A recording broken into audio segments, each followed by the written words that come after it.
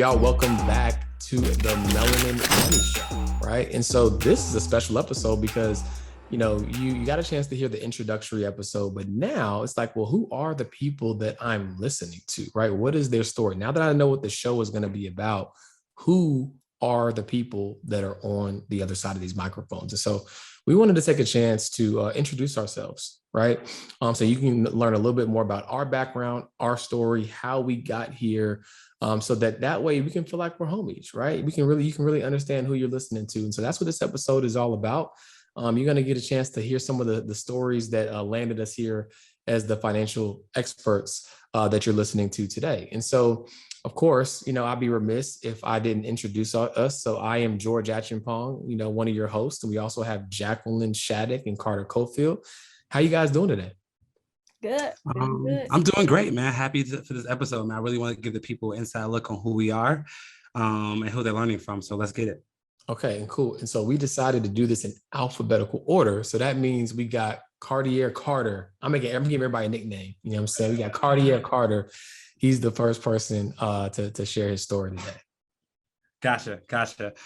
So, God, okay, where do I start? So my story, I would say, starts on the south side of Chicago. Born and raised in low income. In the south side of Chicago, was 9 of us in one 3-bedroom home. So we didn't have money. Money was a taboo topic. So I always was curious about money because I saw people with money. Like I saw people have money and call like, why don't we got it? So, my curious mind got me to learning about money. And when I was thinking about what my major was going to be, like whatever is about money. So that was kind of like my grammar school. So as I told you all before, both of my parents passed when I was in high school. My mom passed when I was 14. My dad passed when I was 16. So I didn't have much of a fallback plan as far as money went. So, I was kind of like it was kind of on my own. I didn't have any fail safe. My parents would help me pay for college. So I graduated high school right around the time of the recession. So nobody had jobs. Gas was $5 a gallon. So Hold on. I'm guessing your parents didn't leave anything really behind. No. I think it may have like a life insurance check of like $5K that got, like maybe $15K that got split between me, my sister, and my brother. So a $5,000 savings account. And that was my emergency fund. I didn't know what an emergency fund was, but I was like, yo, if my bank account goes below $5K, I'm broke because I didn't have a fallback plan. So I graduated in 2009. Again, it was a recession. And so I didn't know what I wanted to go to college for. So I literally Googled what job employment rate. And CPA came up in every Google search, right? So even during the recession, CPAs were employed. So I was like, bet I'm going to be an accountant. And so I found the school that had one of the highest accounting programs that was close to me, was the University of Illinois. Did that, got my undergrad, got my master's degree in accounting. And then I worked at like a big 4 accounting firm, which is a good job. And I thought I was going to be happy. And I made good money, more money than my parents made, but I hated my Monday through Friday.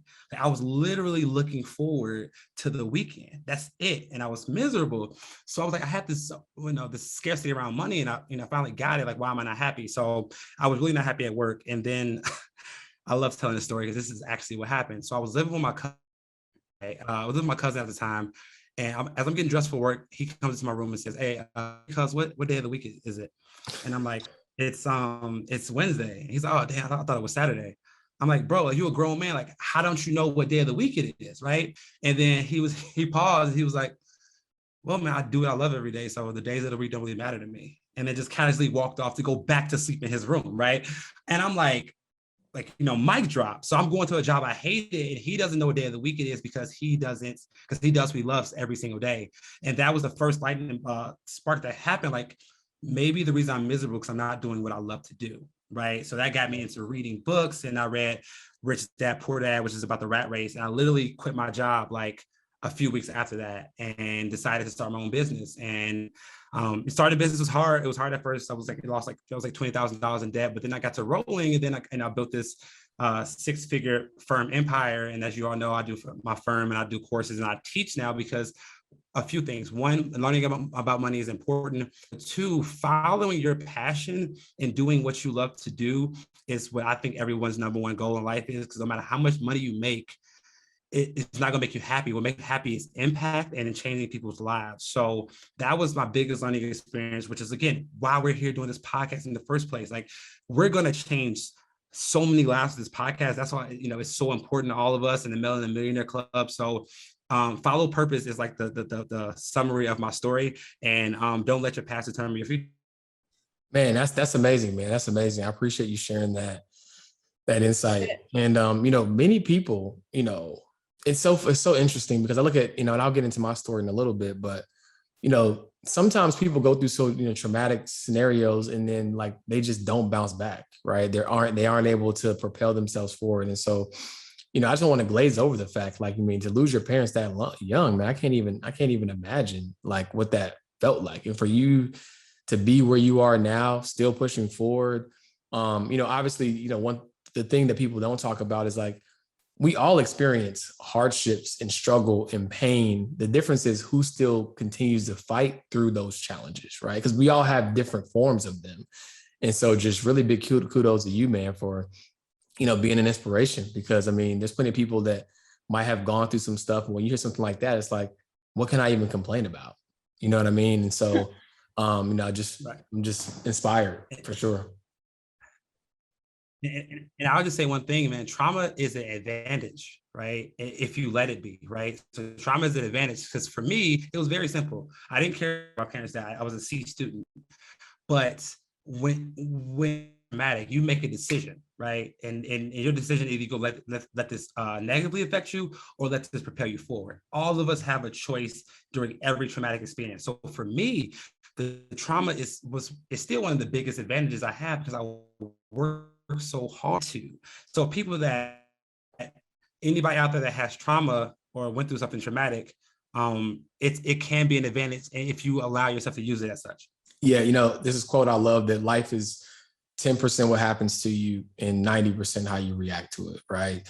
And so before we get into my story, Jacqueline, let's dive into one of our recent reviews that we got on the podcast, because we appreciate reviews, guys. If you're listening to this podcast right now, pause it, or if you can multitask, leave a review right now. Give us 5 stars, and if you really are ambitious, screenshot it and tag it in your story so that we can share it. Right? We're gonna pick a winner every single week to win something from the Melanin Money store, and all you got to do is take less than 90 seconds to leave a review. Right? So take a second to leave a review, and then come back and listen to the episode. And Jacqueline, go ahead and read one of our most recent reviews and let them know what they said. Hold on, wait a second. I didn't get to react to Carter's story. Like, I'm sorry. Honestly, like, I really want to commend you. I will share my story too, but I come from financial trauma as well. And so I know how hard it is to overcome. So like, I couldn't imagine going through what you've gone through and being where you are. Like, it's amazing. And a lot of times I know when you suffer from financial trauma and you're trying to get up and you're trying to do things differently, one thing that you don't do a lot is you don't pause and take a moment to celebrate. So, I'm kind of pausing now, take a moment to celebrate like your hard work. And I know you're going to keep, you just give me go ahead. Here's the round of applause. Yeah, that's for Carter, because we don't take a moment to celebrate our wins. And so I know you had a really good launch with your birthday. Happy 30th, by the way. No, we're gonna fuck. We taking off we gonna stop being politically correct. My nigga did 100 bands on his 30th birthday month. Quit playing with him. He did him and not them. He did 100 of them things.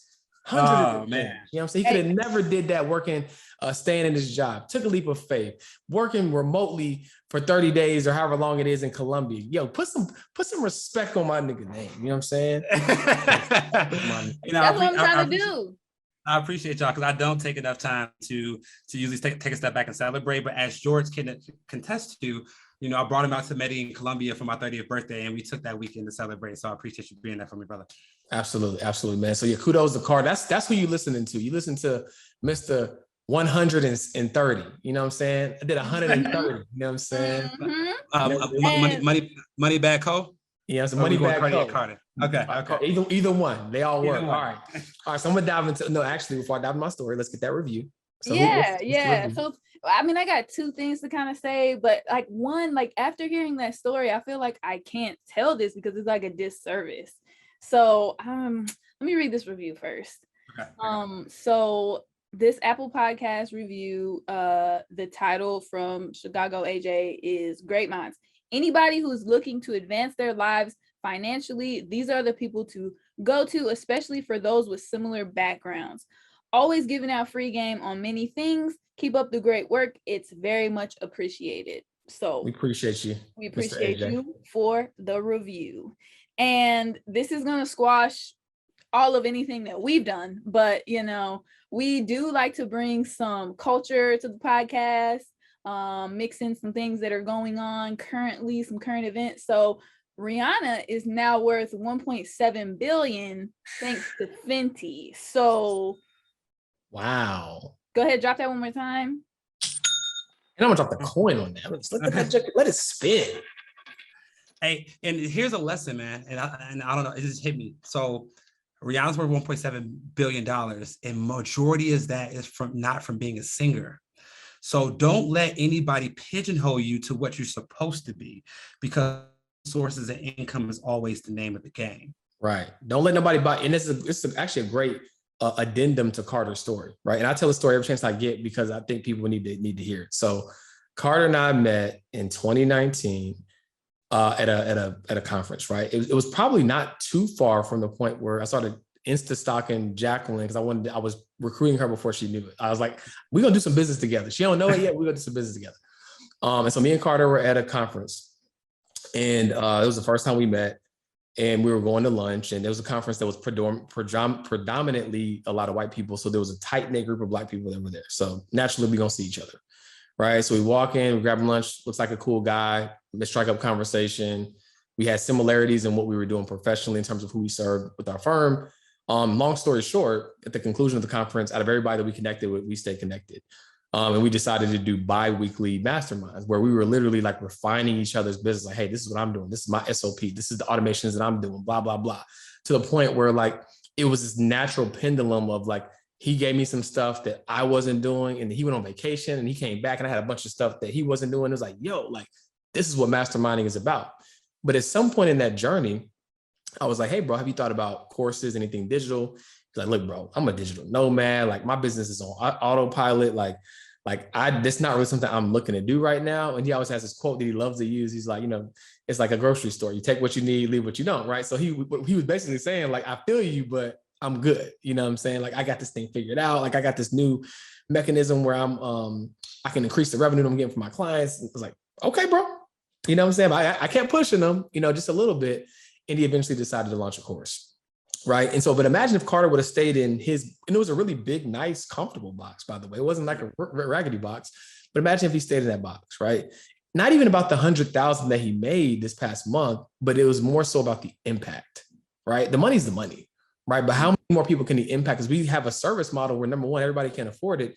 And because it's one-to-one, there's only so many people we can serve, right? So what that proves is that, number one, get out of your box. And then number two, when you lead with impact, it is inherently going to yield more income, which goes to his part about why you have to follow your passion, why you have to focus on impact. And so that is literally the quintessential reality of how his story evolved, right? And again, I take little to no credit for that, right? He is someone that you give him the ball, and unless you take the battery out of his back, he ain't gonna stop running. You know what I'm saying? And so don't get pigeonholed into a box.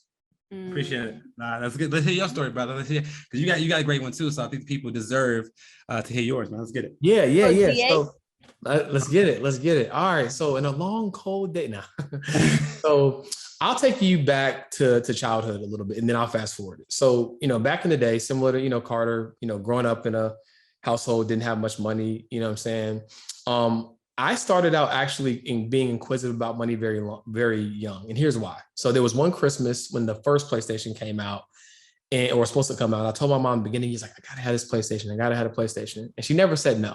She's like, okay, cool. I hear you. You know what I'm saying? So then, you know, months go by, and then Christmas rolls around, and I swear I see a box that looks like what a PlayStation is supposed to look like, right? I'm like, Mom, you did it. You know what I'm saying? MVP.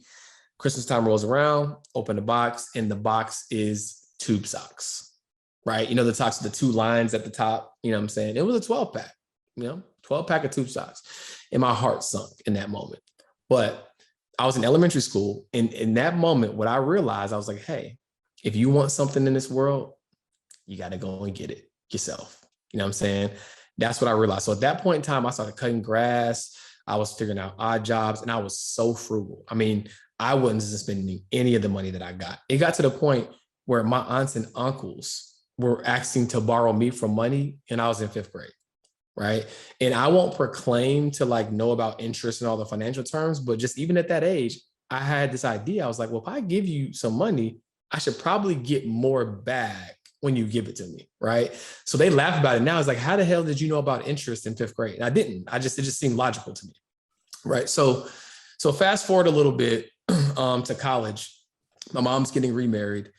And at that point, because I've been so frugal, my whole life, she was like, hey, son, me and my husband to be are merging our finances together.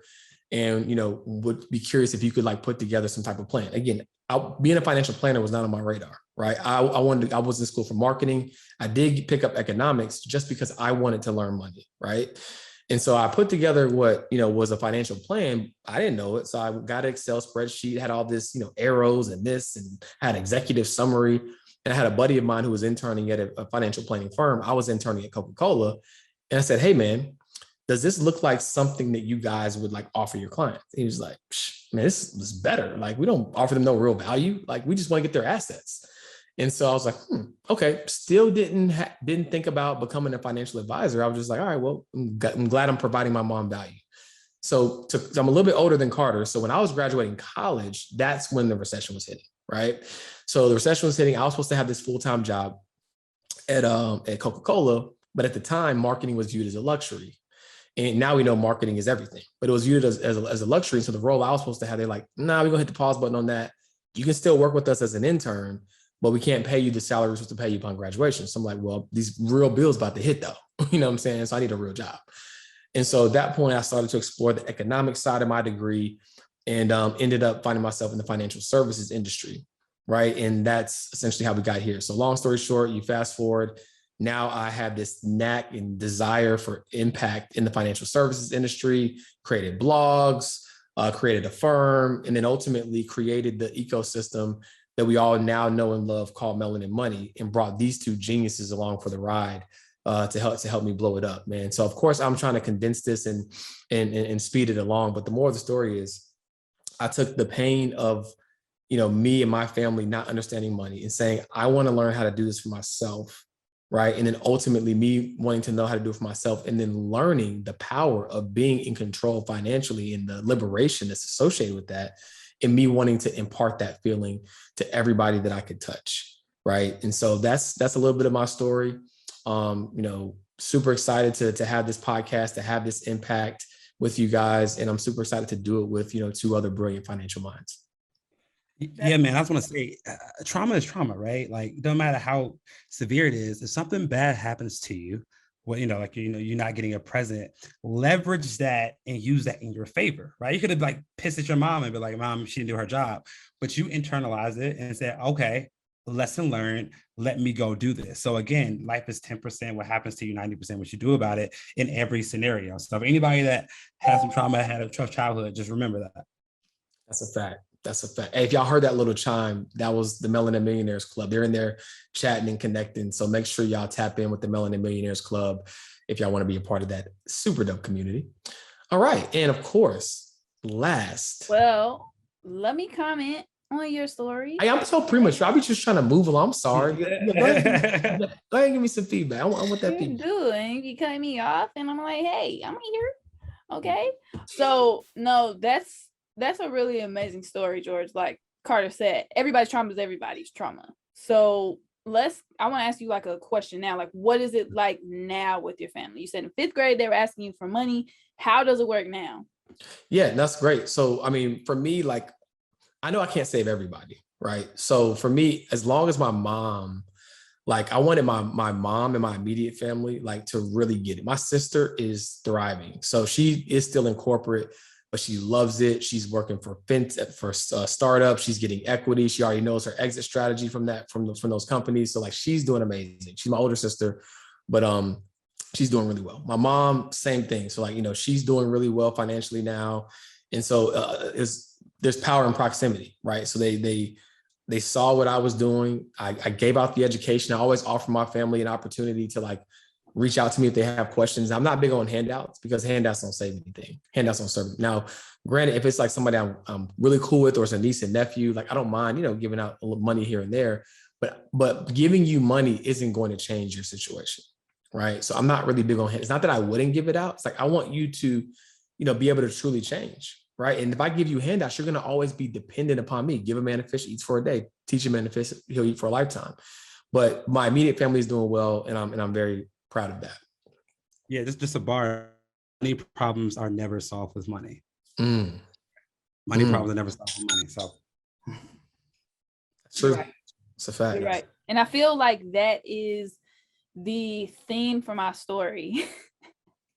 Yeah. So drum roll, please. Jacqueline, last but certainly not least. Let's hear your... not least. And I'll be completely honest. I still haven't completely figured out like my story to a certain extent. And I'll explain what I mean after. So basically my story is, let's go back. Since you gave like an early memory of money, I'll give you one. So when I was about 6 or 7 years old, I had an older foster brother. And so foster brother's mom came to pick him up for the day. So she was like, hey, you want to come? I was like, sure. So we go to Target, we go to get slushies. I'm like 6 or 7 years old. And so we go to get the slushies, and I pull out my little Velcro wallet, and I open up my little Velcro wallet, and I go to pay for my slushie. And his mom is like, first of all, no, I'm going to buy your $1.19 slushie. And second of all, why are you 6 years old with like $200? Like, you're not supposed to have $200 at 6 years old. Like, how did you even get that? And I was like, I just saved it up, like doing random stuff. Like I just saved it up. And so for me, that tells me that I was experiencing some sort of financial trauma at that age already. So at the age of 6, I could see that my family never had enough. And that led me to want to hoard a lot of money.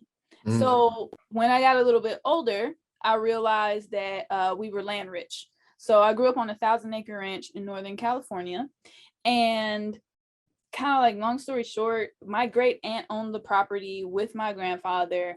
She wanted to sell it and he didn't. It ended up getting sold and he died in the process. So my mother inherited a little bit over $1.4 million, and so did her sister. And so my mom ended up losing her $1.4 million inheritance within about 4 years due to poor financial advice. So I had the question of like, Mom, I don't understand why we went from you working 2 jobs and us never having enough. I have traumatic stories from being a child. One in particular, like I only had 1 pair of shoes for like 2 years. And I had a classmate who was like, you know how kids are, like, you just don't know. Like, he came up to me and he was like, how come you wear the same shoes with your skirt that you wear with your jeans that you wear at recess? Like, why you just wear those same shoes? And I think he thought that I liked them that much, but literally they were the only pair of shoes that I had. Can I say something real quick? Not to interject in your story, but like, that's what propelled me to get fresh as fuck. I remember like it was yesterday. I remember like some people comment on how I dress now, and it's trauma, but trauma will change, right? I remember like it was yesterday. I was in 8th grade. Her name was Natasha something, whatever her last name was. And I used to wear these jeans, these Tommy, remember the carpenter jeans that had like the little hook joints on them? It was a pair of Tommy Hilfiger carpenter jeans, and it was a shirt and I wear that outfit once a week with shoes that didn't really match it that well because I only had 1 pair of shoes, right? And then it was one day in homeroom, I guess she had just seen it one too many times. And she was like, damn, you really love that outfit, huh? Like, that's what she told me. This is like 8th grade. And it crushed me. Because I didn't really, I take that back. I loved the outfit, but I didn't realize that I only loved it because it was the best outfit that I had, right? And I had to wear it every single week. But I was proud with that. I ironed the shirt, had my carpenter jeans, had my little, I don't think they were Air Max. They were probably like a step down from Air Max. They looked like Air Maxes. And she told me, she said that, right? And it stuck with me. And after that, I got a couple side, like little jobs. I was working at Lazy Boy Furniture. Then I would go to TJ Maxx every time I got paid. I would give me some new drip. I got some Jabot pants. I would get some Huaraches. And then before you knew it, like my wardrobe started to build. And I remember I saw her like, it had to be like 8 years later. And obviously she had seen the glow up. And she was like, oh, like, I see you doing good and blah, blah, blah. I just looked at her, I was like, I see you not. And I walked off. It was trauma. That trauma will get you. And so that was funny because I wasn't planning on sharing that part of my story, but it was the same thing for me. Like once I could get a job or figured out I could start making money somehow at about 13, 14, 15, like I was getting the money, but it was like, I wasn't just blowing it all and spending it all on buying things. Like I remember I had my first car was a 1993 Toyota Corolla. Okay. So that car was the same age that I was. And that was terrible. So it was always breaking down. It was, oh gosh. If I turned really hard to the left, the car would cut off entirely. So that's when I learned that if you like bump it into neutral, you can start your car again. Traumatic. Okay. Traumatic. So I had a boyfriend at the time. His sister was like super trendy, always looked like amazing, had a fresh outfit for everything, right? Like social media, all of this. And I wasn't like that. Like I had nicer stuff and I had enough, but I wasn't over the top with it because I was paying for a car. And, you know, I actually had to keep, for me, my number was 2,000. I had to keep $2,000 on me. So at, 16, 17 years old, that's quite a bit of money actually. Yeah. So it's some grown people without $2,000. That's a fact. Yeah, I was just grown man without that money. So you gotta be proud of that. So if you're listening to this and you don't have $2,000 saved, like you definitely need to join the Melanin Millionaires Club so we can help you out with that. Because just like we're sharing our stories of where we came from, it doesn't matter how old you are, you can start wherever you are. So for me, I was always getting clowned on because she was like, oh, you are wearing that outfit again? We already saw that outfit. Like, mind you, we're like 17 years old. And I was like, well, I'm keeping my 2 racks on me and I got these other bills to pay, like phone and car insurance. So this is what I have for the budget of clothes. Like, this is just, it is what it is. But, that was kind of like the traumatic part of my story, right? Like, that was the big part was we had nothing. I got a taste of something. Okay. I had a designer, like a Coach bag with shoes. Like that was something that was amazing to me. I never had that before. So when I got that, I was like, wait. You mean we can't do this anymore? Like I can't get any more of this? That's it? The gravy train is over? I was like, oh no, this is a problem. So I started doing stuff for money, but for me, it was a problem. I was like, this isn't how this is supposed to be. Like, I don't think that life is supposed to be this up and down, this roller coaster, this like, oh, we have money, then we don't. I don't think, in my mind, I was like, I don't think that you have to live paycheck to paycheck. And I didn't know anybody that wasn't necessarily living paycheck to paycheck that I like openly knew and had the conversation with about. But just in my mind, I said, it's got to be a healthier situation than this. Like, you can't want to feel like in life that you're always being pulled back and forth by, oh, now I'm waiting on my next check to come in so that I can pay for this. Like, it's got to be something that's a little bit, more leveled. And so I ended up Googling and coming across the certified financial planner designation. And I was like, dang, that's a person who knows. I grew up with no health insurance. We never had a budget. I was like, this is somebody who knows about health insurance, who knows about budgeting, who knows about car insurance, who knows about investments. Because my mom said something about the economy went down, referring to 2008, and like a mutual fund. And I was like, I have no idea what she's talking about. And she didn't either because she couldn't explain it to me. And I had a problem with that. So I was like, somebody's got to be able to explain this. Yeah. We're not on the Uncensored show anymore. Me and George keep thinking that we are. So we're over here cussing up a storm. But I was like, yeah, so we're not doing that anymore. So we're classy now. We don't. Yeah. We've leveled up. This is a luxury podcast. All right. It was the ghetto over there. But yeah, so that was how things went for me. I came across certified financial planner designation. And for me, it wasn't just about being able to help wealthy people. I think that it was great for me to be able to get in and still work with high net worth people, but I also wanted to be able to reach out to people who were in my mother's position or in a similar position, or maybe you, like we said, don't have $1,000 or $2,000 right now. Like, what are you supposed to do? I think people that are in that position still need help. And the financial services industry isn't designed to help those kinds of people. So how can you still help those kinds of people, while still following your profession? And, the passion that got me into the industry was I don't want to see people be in the same situation as my mother.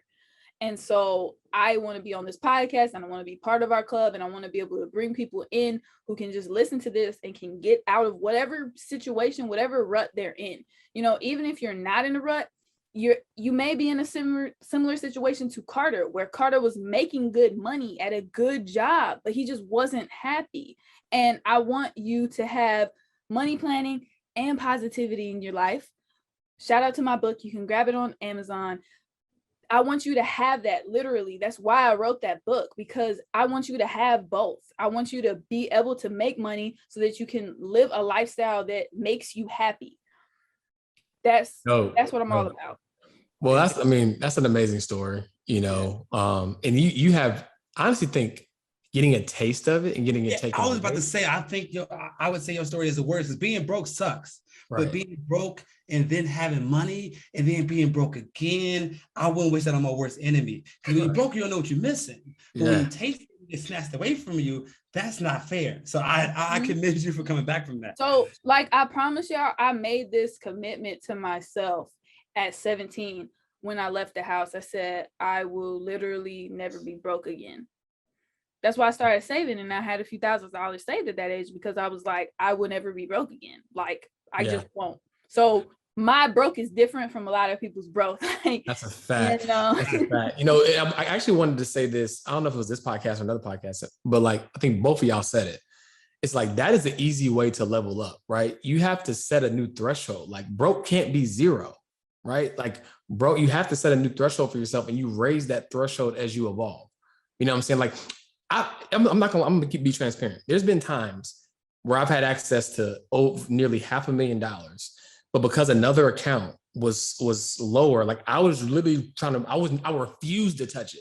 I was trying to move around other shit. Damn, I gotta figure it out. I had nothing, because my mindset had gotten to a point where that's my threshold. You know what I'm saying?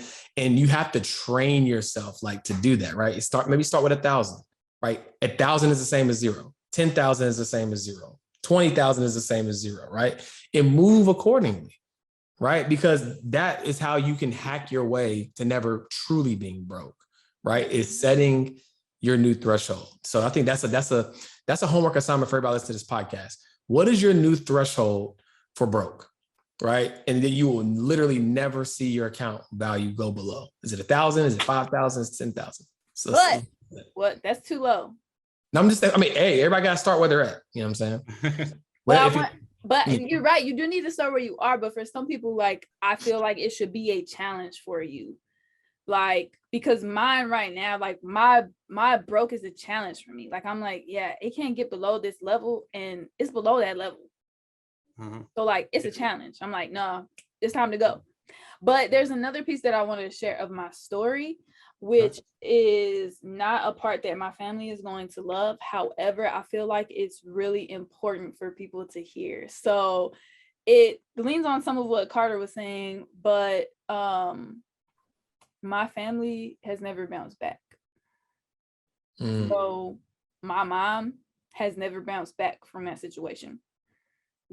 To this day, she lives in a trailer, which is not a fancy double wide trailer. It's a little tiny trailer that's 30 feet long. She never bounced back from that situation. So to your point of having a mindset, that's huge. Being able to work through whatever comes your way, you were saying, George, it's 10% what happens to you, 90% how you react. Being able to work through things and get things out of the mud, you're repeatedly going to be hit with obstacles in life. And it's all about how you work through those obstacles, because they're always going to come at you. For my close friends who know my story, they know damn, you've been through a lot and you keep going through a lot. And some people are how do you manage it? And I'm literally you have to push through every single thing. And at a certain point, you don't even notice it. You're oh, another thing happened. Used to it, right? Yeah. Like, oh yeah, this is another thing. You, Like, this, you know what helped me with my mindset? I call it the slippery slope of justification, right? So as y'all know, I didn't share it as a part of my financial story, but in 2016, I had this life-changing surgery, right? Where I had a tumor that was growing in my spine. I had to get it removed, had to get part of my spine removed. I currently have metal rods and screws and a titanium cage in my back currently, right? Body will never feel the same like it did back then, right? And so when I went through that experience, you know, I realized, because I had a season, if I'm being transparent, like it was a very short season, but I had a season of why me, right? I was like, I'm healthy, I'm active, like there's fat people who don't even care about their bodies. And, you know, now I'm someone who is going to be limited from what I want to do. And I didn't ask for this. I was mad. I was frustrated. You know what I'm saying? And I started thinking about all the things I couldn't do. And then I also thought if I told that story to someone, they would feel like it's justified. Like, well, you know, I feel you, man. That sucks. I get it. And so what I realized though, the problem with justification in the slippery slope of justification is at the end of the day, I'm the one that's stuck with the life, right? I can have someone that was willing to co-sign my misery with me, but at the end of the day, I'm the one that gets stuck with that situation, right? And so you have to be very mindful of like giving in to the things that technically, if you told, like if Carter told somebody, like, you know, hey, the reason why my life didn't turn out good is because both my parents, you know, died when I was young and I didn't have any guidance. And that's why I'm out here down bad. There would be people that would understand that. And it would be a justifiable scenario, right? But the reality is, guess who gets stuck with that life, right? Just because it's justified doesn't mean that you should settle for it.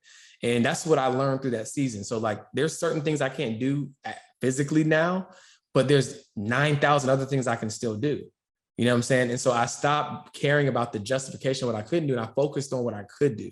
And that's what we have to do in life, because there's going to be seasons of your life where it's like, you're going to be thinking like, dang, why can't I do this? Why did this have to happen to me? This is unfair, whatever. And it might truly be a justifiable thing. But instead of living in that justification and that misery, focus on what you have control over and what you can change. And that was a game changer for me.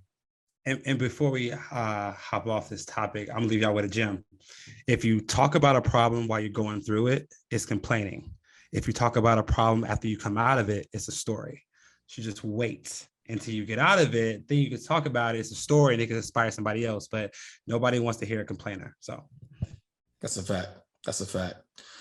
Man, this was a good one, guys. So man, I hope that you guys enjoy who you're going to be listening to, right? This is just a precursor of the context, right? The context that all of the content that we're going to share is going to be wrapped in. It's a very diverse perspective. You know, we got, you know, Jackpot Jacqueline. I'm giving everybody nicknames, as y'all know. If y'all didn't know, listen to the podcast, everybody gets a nickname. You know what I'm saying? I'm Forbes George. You know what I'm saying? You see it back there. Can y'all see? I can't see it back there. Hold on. He up there. You know what I'm saying? And then we got Cartier Carter. We also the latest name on another show. What do we call you? What do we call you, bro? What's the other nickname? Moneybag Co. Moneybag Co. Moneybag Co. I like that. It's culturally relevant, right? Yeah. No fact. But nah. So guys, thanks so much for tapping in with the three of us. I mean, I'm gonna be very excited, you know, when we look back, right, on what we're gonna do with this podcast and the platform that this is going to turn into.